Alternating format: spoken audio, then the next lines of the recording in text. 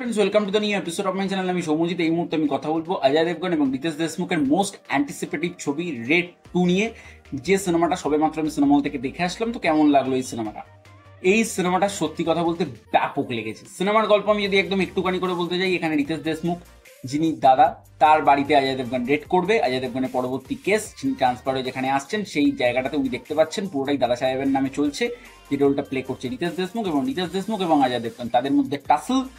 অজয় দেবগন রিতেশ দেশমুখের বাড়ি থেকে কি কিছু পাবে, নাকি তাকে এই কেসের জন্য পরাস্ত হতে হবে?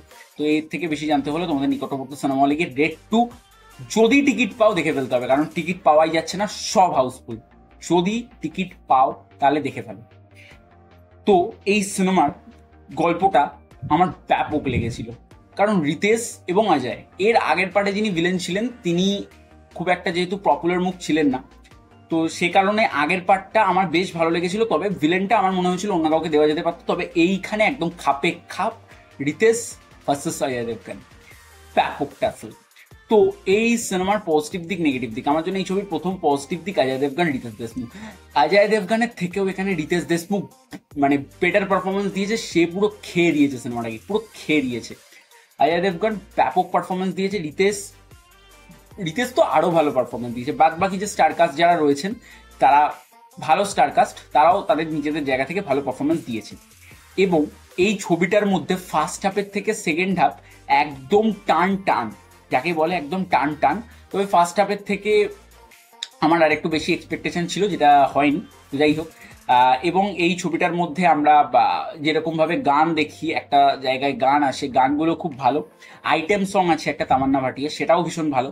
এবং এখানে রিতেশের যেরকমভাবে সে হাঁটছে, যেরকমভাবে তার অ্যাটিটিউড, সেটা সিনেমা দর্শককে হুক করে রাখছে। সেম অজয় দেবগন। এবং তাছাড়াও এই সিনেমাটার মধ্যে যেরকমভাবে ব্যাকগ্রাউন্ড স্কোর ইউজ করা হয়েছে, মাঝে মাঝে ব্ল্যাক ব্ল্যাক ব্ল্যাক ব্ল্যাক, পুরো লাইনটা হচ্ছে না ব্ল্যাক জামা, হ্যাঁ পুরো লাইনটা হচ্ছে না ব্ল্যাক ব্ল্যাক ব্ল্যাক। এই যে মানে যে যে এই যে যে জায়গাটা, সেটা ভীষণ ভালো। এবং সিনেমার মধ্যে যেরকমভাবে এই ব্যাকগ্রাউন্ড স্কোর, এই ব্ল্যাক, এবং সিনেমার মধ্যে যেরকম ক্যামেরার কাজ, স্ক্রিন প্লে, সমস্ত কিছুই ভালো। ডিরেকশন খুব ভালো, খুবই ভালো। এবং এই সিনেমাটার মধ্যে যেরকমভাবে লাস্টের ক্লাইম্যাক্সটা দেখানো হয়, জাস্ট আউটস্ট্যান্ডিং, জাস্ট আউটস্ট্যান্ডিং। এবং এই সিনেমাটার মধ্যে নেগেটিভ পয়েন্ট কি কিছু নেই না, নেগেটিভ পয়েন্ট অবশ্যই আছে। এই সিনেমার রান টাইম অনেকটা বেশি বড় হয়ে গেছে। কিছু কিছু জায়গায় এখানে কাট করা যেতে পারতো, যেখানে আমার মনে হয়েছে বাদ বাকি অনেকগুলো ক্যারেক্টার রয়েছে যাদের সঙ্গে একটা টাই আপ করা বা এইগুলোকে আমার মনে হয়েছে একটু কাটছাট করা যেতে পারতো। তাছাড়াও এই সিনেমাটার মধ্যে আমার বেশ কিছু জায়গায় মনে হচ্ছে ডায়লগগুলোকে একটু উন্নত করা যেতে পারতো, যেটা অজয় দেবগনের ক্ষেত্রে।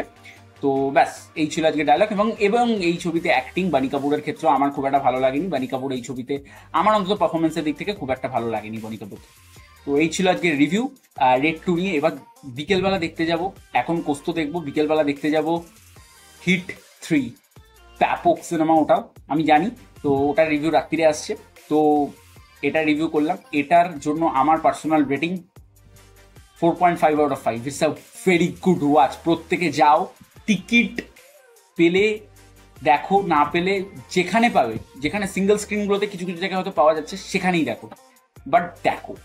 তো এই ছিল রিভিউ। ভালো লাগে লাইক, কমেন্ট, শেয়ার, সাবস্ক্রাইব, এবং বেল আইকনটি ক্লিক করবেন যাতে অন্যান্য মুভি ওয়েব সিরিজের রিভিউ আপনাদের কাছে সকলের আগে পৌঁছে। তার জন্য দেখা হচ্ছে পরবর্তী ভিডিও। ততদিন টাটা।